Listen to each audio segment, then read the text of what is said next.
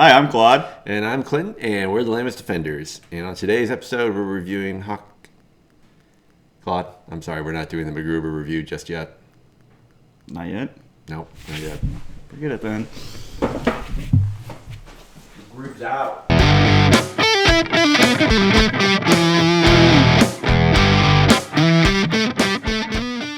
Hi, Thanos. We're the Lamest Defenders. I don't even know who you are. We have a small but dedicated fan base. Be sure to visit our sponsor at BaskervilleProductions.com. Welcome back. So for today's episode, we decided just to combine episodes 5 and 6 just because, there's only six episodes and we were lazy. We just wanted to combine them. Yeah, Spider-Man was last week. So just wrap up. There was a lot going on. So basically episode 5, kind of just to fast forward with it.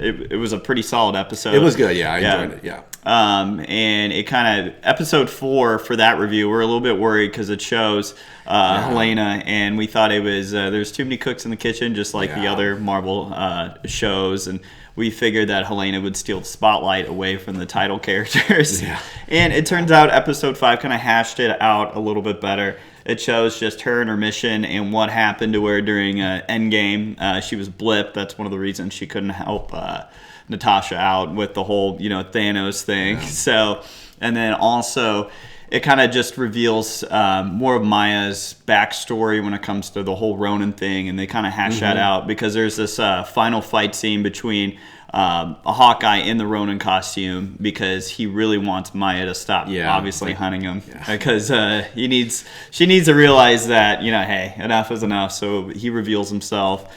And then Maya kind of has a revelation where she doesn't really trust Kazi because there's some things going down where there was that meeting that night and he wasn't present, which is kind of odd because he's a second in command. So you get to see Maya's evolution and kind of her suspicions. And then the big nut was really cool because it shows, so Yelena reveals that who hired her to take out Clint turns out to be...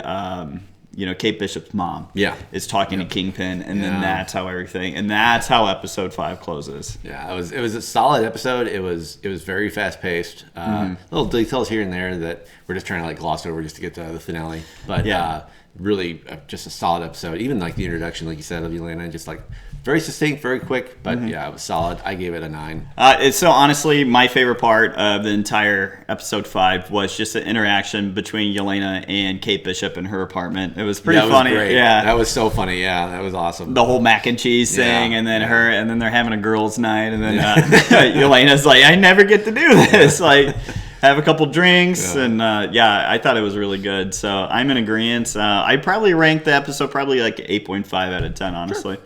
Absolutely.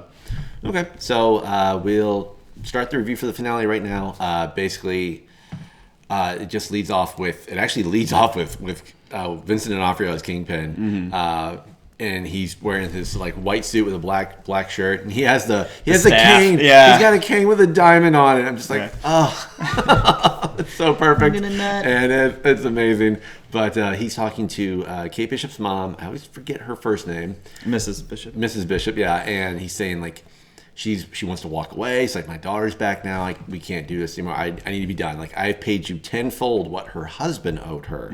So I was right. They did start that company with dirty money. Yeah. And could explain their swank New York apartment. Exactly. Yeah.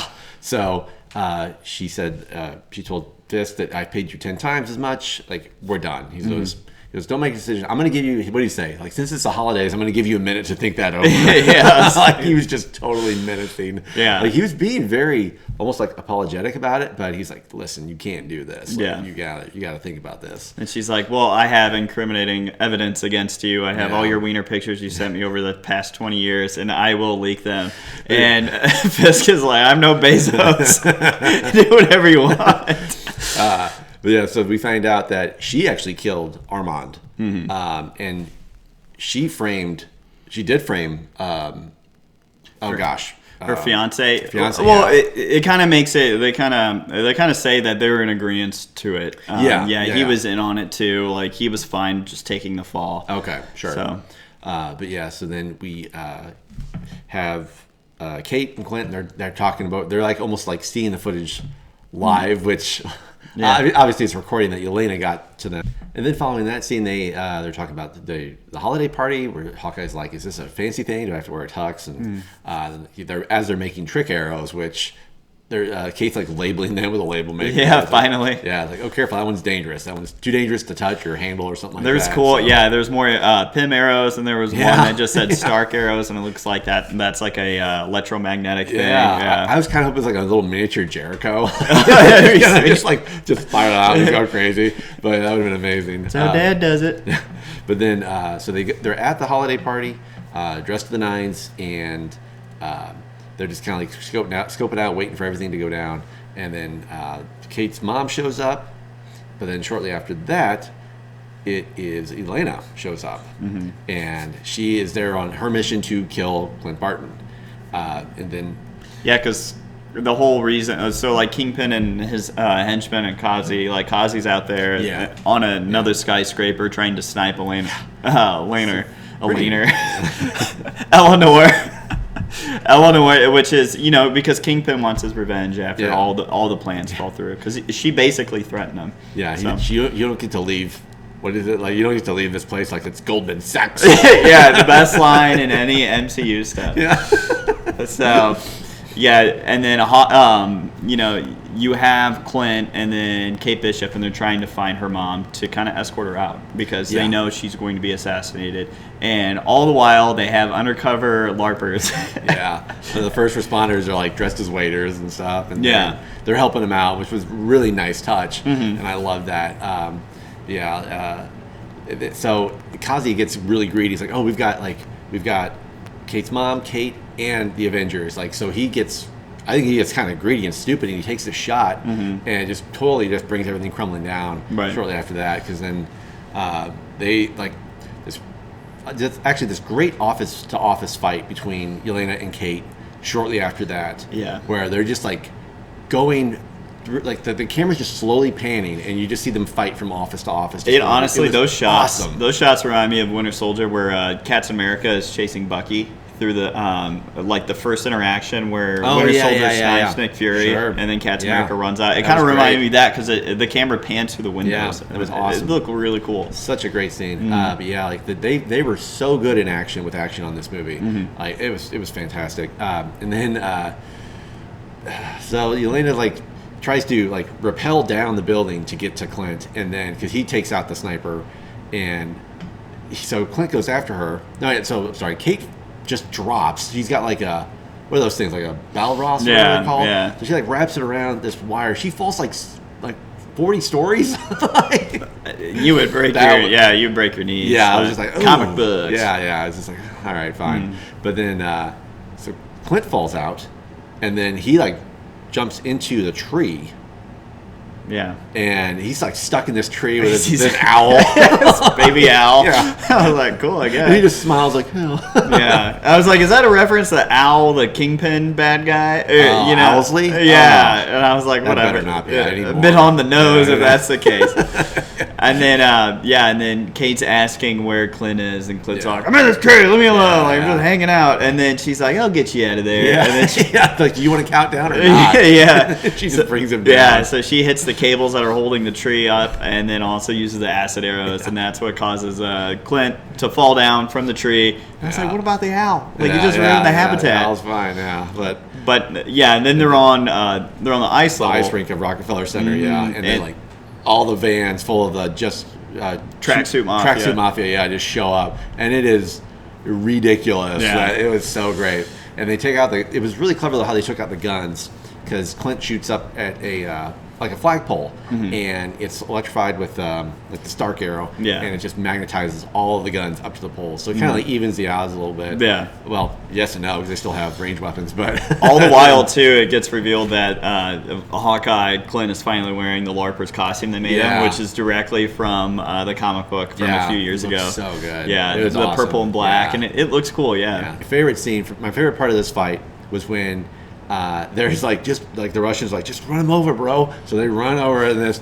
and I think it was Kate. She shoots the Pym arrow, and it shrinks him down. Yeah. And like, run me over, bro. What happened? Like, what do we do with him now? Like, I have no idea. Then the owl swoops in. The previously mentioned owl swoops in, picks up the truck, and just leaves. And it was a flyby. Yeah, Hawkeye's just like, well, there solves that. That takes care of that. And it was just so funny. Bro. The comedy in this show was fantastic too. It was so like relevant to the scene, relevant to the moment. It was great. Mm-hmm. But then and then after that, like Kazi shows up with a couple guns or guys, and he shows up with a sniper rifle, and then Hawkeye shoots 2 arrows, and one splinters the other 2, or splinters the one, so it takes out the 2 guys, and Kazi like grabs it, and then he says, "Hey, nice shot," and then which leads to my favorite line in this entire episode. Yeah, no shit. That was my favorite line. And he just gets like, wasn't Yelena show up just like knocking out? No, it was Maya, and then that's Maya when Kazi has the fight with Maya, and then that's where Maya's kind of suspicious and kind of reveals that, hey, you're up to no good, and then up to no good, up to no good, and Kazi's like, and she is like, hey, everything can be forgiven, let's just leave out of this life, and then Kazi's like, this is what it's like, you were never supposed to be part of this wasn't supposed to be your life, and then they have to fight basically to the death, which it's like whatever. I didn't think that was necessary, but it ends up, spoiler review, is Maya ends up killing him at the end. Yeah, but I feel like we're gonna see him again. I don't know with Kazi. Yeah, I doubt it. Honestly, I don't think he's coming back with her own Disney Plus show. Maybe, I don't know. I think there's gonna be another element to the Disney Plus show. How about that? Yeah. So after.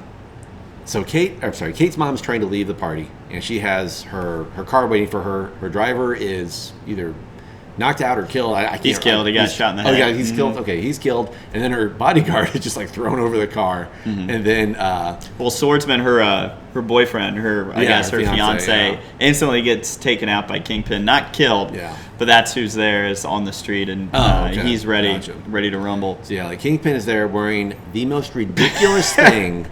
I was telling Claude, like, I love/hated this outfit because I loved it, 100% loved it. He's about like, you've interrupted my Mexican crows. Like, he's like, so like, what are you wearing, dude? But he's wearing like this red flower Hawaiian shirt, like a puka necklace. Yeah, like the necklace was the most offensive thing to me.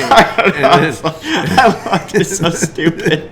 And then like Kate shows up and she tries to get him out of the area, and then she like shoots an arrow at him, and he just takes his king. Like, he's like, it's enough of that. And it's like, we're done, Legolas. Yeah, and then like somehow Eleanor like rams a car right into Which him. I don't get. Okay, so you see Kingpin. I don't know if there's something I need to rewatch it, She's but very good like, at how parking. did she get out of that? Remove the body out of the driver's side. Don't ask that. She just drives around the block, gains speed. This would take 10 minutes. It's a Tesla. It's very quiet.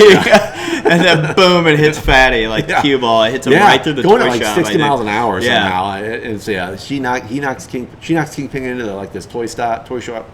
There you go. And then Kate actually has this really cool arrow where she shoots it at the wall, and it like creates a net, so he's stuck in there, which I thought was very clever. I thought that was a really nice touch. Yeah. And it's a fight ensues from them, and it's like Kingpin's just like throwing her around and just like a ragdoll. Yeah, it's pretty funny. I mean, she's doing her best, but what can you do against somebody that's so resistant to any sort of damage? Pretty much. So she like breaks all of the trick arrows and like, what do you say, like grow up or something? like using it the mind your own business or something like that. Yeah, and go on somewhere, buddy. And then she takes she uses a little trick shot, the little coin thing from the Clint episode 3, or 4, and flips the arrow and gets it going, and then everything just explodes in this grand explosion. Yeah, and stuns Kingpin. Because how it happens is basically it reacts with the other arrows. Was that entire like that flick with the quarter, and that's and it takes him out. Yeah, it's well done. But then so the police actually after that, you think he's stunned and he's going to be arrested. Police get there, he's not there. So we see him walking down this alley. He's just all like bloody and just bruised, and Maya pulls up, and she has a gun in her hand. Yeah. And he's like, "Listen, Maya, we were family." And he actually learned ASL, so he's signing to her. Yeah. And it's like, "I raised you since you were 12 or whatever." And the camera slowly pans up, and you just hear a gunshot. Yeah, he's not dead. He is not dead. No way. So we'll get into that in a minute. But that's actually following the comics insanely closely, which has me very excited for where this could go. But while Kingpin was fighting Kate Bishop, if we rewind a little bit, Clint is still like in the ice area, like on the frozen ice skating rink. And then guess who shows up? And it's Yelena. And then they have this big fight, and it's basically she wants to kill him still. And he's trying to reveal or convince her, like, I didn't kill Natasha. This was her sacrifice herself, and she saved everybody. And the only reason she did that, it was supposed to be me, but she was better than me, and she was the one that got to it first. Yeah. And it was just like, I don't know how you can convince somebody that someone stole a soul stone, but somehow it works. And I thought that was going to be quite the challenge. But that scene to me was like, it was okay. It was a little bit drawn out, and like a normal person wouldn't be convinced by that. I feel like. Because like she's beating the crap out of him with this like nightstick or something like that. And she got at least a good 6 whacks in there. Like, you shouldn't be able to talk right now. But we're forgiving. I'm forgiving a lot with shrinking cars and giant arrows. But like he whistles. He does that whistle from Black Widow, and he basically, like, oh my heart. And then he basically recites the movie Black Widow back to Yelena. Which is very helpful. Helpful for me because I forgot everything. Like, oh yeah, that's right. It was a movie. But and then she's like, oh okay, and then that kind of like that was it for her. She's like, she was done. We good, and then she just goes off and runs away. For sure. But yeah, that was a little. I knew it was a trope and it was going to be in this, and I wish they could have done a better job of doing that, but kind of short on time with that. So what are you going to do? So eventually, since we talked about all the ending with the action scenes, kind of wraps up back at Clint's house. He makes it back to his family right around the time for Christmas, and they're all unwrapping gifts. And Kate's with them with Lucky the pizza dog. And it gets revealed what the relevance and why the watch was so important. And so it turns out that was his wife's watch, and then it has a SHIELD logo and Agent 19. Agent 19. She's supposedly Mockingbird, which I personally would love because I would just be done with it. And it would erase all the Agents of S.H.I.E.L.D., which is one of the worst programs. I don't care what anybody says. That was one of the worst shows ever made on television. What do you think? So we're not going to review the entire series. We're going to say that for another video. But let's just get into our review score for the final episode of Hawkeye. Okay. So apart minus like the tropes and all that stuff, this is now my favorite show. So I'm gonna give it a 9. This was awesome. Like, I love the whole ride was great. 1 through 6 was awesome. I really enjoyed it. I totally agree. I think this show, to me, I didn't have high expectations because the rest of the Marvel Disney Plus stuff has kind of fallen short for me, except maybe Loki, and a little bit of WandaVision was okay, but the rest wasn't great. And I thought this is going, we're retreading things where they have a lot of plot and not a lot of substance with it, and they wrapped it up perfectly. And I'd give this one a 9 as well. Okay, so great. All right, that does it for our episode 6 of Hawkeye review. Catch us next week where we actually review the entire series of Hawkeye, and maybe we'll even give our predictions for the Echo TV show. So catch us next week for that. Stay lame. Bye.